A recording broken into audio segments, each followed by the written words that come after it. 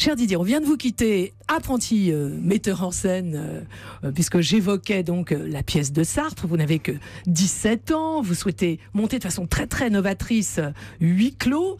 Tout va pour le mieux. On est à quelques jours de la première représentation quand soudain, eh bien, on vous informe que vous avez oublié de demander l'autorisation de la Société des auteurs, ce qui signifie purement et simplement l'interdiction de jouer. Alors, du haut de vos 17 ans, eh bien, vous allez décider d'écrire, comme ça, naturellement, à Jean-Paul Sartre. Comment rédige-t-on une lettre destinée à Sartre ? Moi, c'était un appel au secours. Simplement, j'avais monté la pièce au club théâtre du lycée. Sauf que Jean-Pierre Bisson, qui dirigeait le théâtre de Nice, faisait des auditions de troupes amateurs.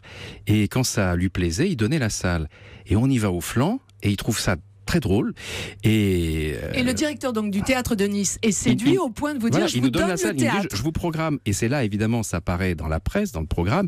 Et là, les gens qui à la Société des auteurs épluchent les trucs disent attends, il n'y a pas eu de demande. Non, on interdit le spectacle. Et donc j'envoie une lettre à Sartre chez Gallimard.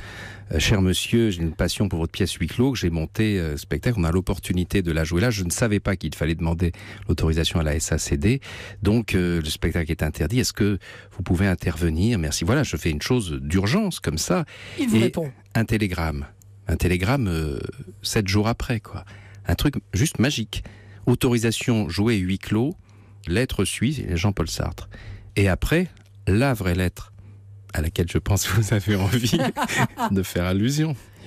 8 jours après l'une des représentations, je reçois au théâtre une lettre dictée, parce qu'il était quasiment aveugle déjà à l'époque, mais signée de sa main, disant « Monsieur, des amis ont vu votre mise en scène de huis clos et m'ont dit que la salle riait. Lorsque j'ai écrit cette pièce, je pensais avoir fait une comédie, mais tout le monde a su m'en dissuader. Merci, une trentaine d'années plus tard, de m'avoir redonné raison. » Alors là, c'est d'autant plus extraordinaire quand vous recevez ça à 17 ans que j'avais commencé mes rapports avec Sartre par un acte de faussaire. C'est-à-dire, j'avais entendu que pour être publié, il fallait être connu. Oui. Et on m'avait dit aussi, il faut des lettres de recommandation.